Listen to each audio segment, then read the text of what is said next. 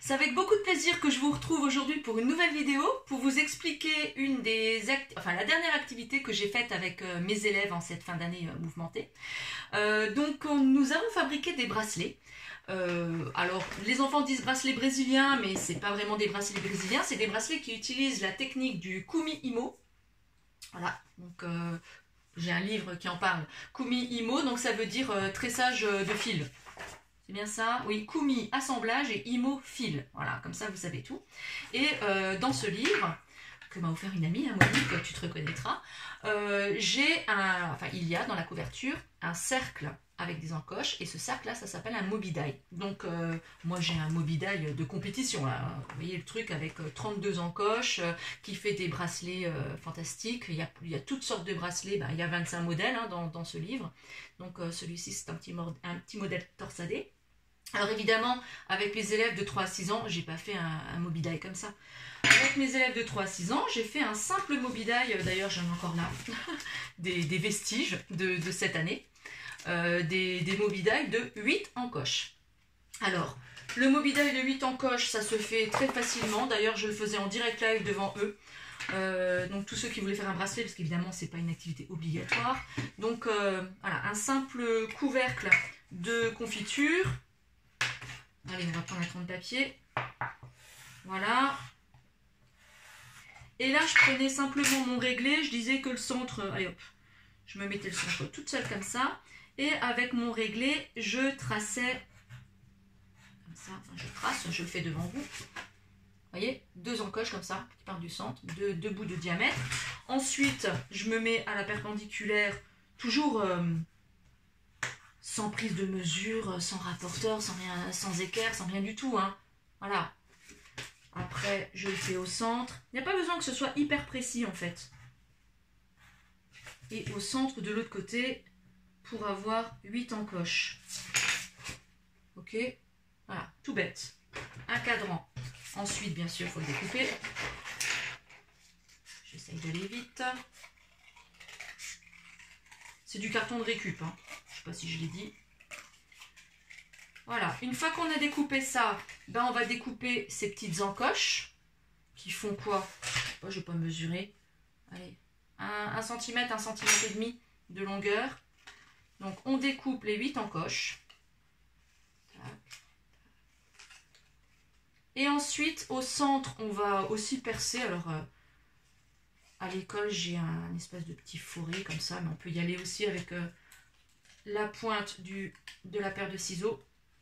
Voilà, pour trouer le centre du mobidaï. Et ensuite, on prend des fils. Alors, quel fil utiliser? Moi, j'ai utilisé des fils que j'ai achetés dans un magasin qui commence par A et qui termine par Action. Je ne sais pas si vous voyez ce que je veux dire. Donc, des fils qui coûtent 3 francs 6 sous, des pelotes comme ça de coton. Donc, pas cher du tout. Vous pouvez utiliser des restes de pelotes de laine ou des restes des chevaux de canevas. Enfin, voilà. Donc, c'est des fils quand même assez épais. Et voilà, j'ai pris 7 fils. Il y a 8 encoches, mais il faut prendre 7 fils. J'ai simplement fait un nœud. Les fils, pour les enfants de ma classe, 50 cm, ça suffisait.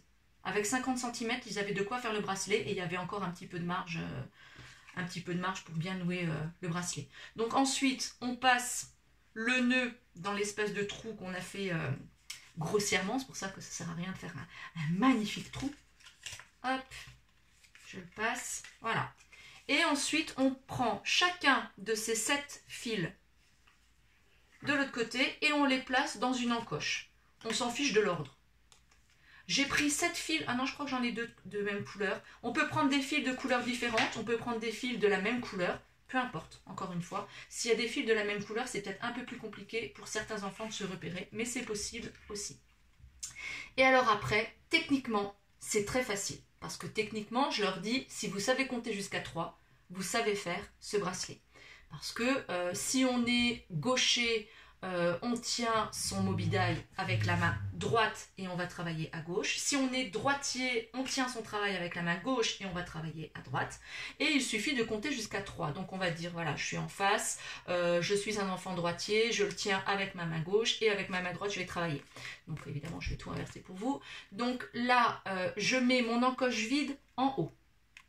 Une encoche qui n'a pas de fil. Elle reste en haut. Ensuite, on compte les fils. On descend à partir de cette encoche vide. 1, 2, 3. Avec la main qui va travailler, donc pour votre enfant, s'il est droitier, la main droite. 1, 2, 3. On prend ce troisième fil. On le sort de son encoche. On le place dans l'encoche qui est vide. Voilà. Ensuite, on tourne le mobidaï pour que l'encoche vide soit encore une fois en haut. Et on recommence l'opération. 1, 2, 3. On prend ce troisième fil. On le sort de l'encoche, on le met dans l'encoche vide et on recommence. Et c'est juste ça, c'est une répétition de ça. Sauf que pour des enfants de maternelle, c'est tout sauf évident. Vous allez être confronté à pas mal d'obstacles. Alors, pour l'avoir fait régulièrement, je peux vous dire quels sont les obstacles. L'enfant, donc déjà, ne sait pas forcément, quand il est là avec son encoche en haut, il ne va pas forcément savoir à partir de où compter. Des fois, il va commencer par là, alors qu'il doit descendre par ici. Hein. Donc, on lui dit, ben non, à partir de l'encoche vide, tes 3 fils descendent. Ok. Sauf que si on lui dit tes 3 fils descendent, il faut que ça soit placé comme ça. Il ne faut pas que ça soit placé tout droit. Sinon, ça ne veut rien dire pour lui descendre. De même que quand on lui dit l'encoche vide doit être placée en haut, il y a beaucoup d'enfants qui tiennent leur mobidaï comme ça. Donc, ils comptent comme ça. Donc, en haut, ça ne veut rien dire parce que l'encoche, pour le coup, elle est en bas. Alors, moi, l'astuce que je leur donne, c'est place ton mobidaï, place ton sac comme un volant. Et là, du coup, c'est plus clair. Si on le tient comme un volant, eh ben, on l'a bien droit devant nous, comme ça, hein, comme le volant. Et du coup, l'encoche, elle est bien en haut. Voilà. Donc là, ça marche. Donc, et puis surtout, il faut utiliser une seule main. Et ça, c'est dur. Parce que l'enfant va compter. Donc 1, 2, 3. D'accord. Donc c'est le rose clair. Bon, je vais prendre le rose clair. Alors, il a tendance à vouloir voir ce qu'il fait. Donc, il va retourner le mobidaï. Et puis, il va prendre son fil. Vous allez voir, il va être complètement perdu. Il ne va pas réussir à le sortir de l'encoche. Et pour peu qu'en regardant par en dessous, il prenne le mauvais, ça arrive aussi. Donc, il faut bien lui dire dans un premier temps, alors attention, tu as compté 1, 2, 3, c'est lequel? C'est le rose clair, là, dans ce cas-là. Ok, c'est le rose clair. Donc, en dessous, quand tu vas soulever, pense bien à prendre le rose clair et pas le vert qui est juste à côté.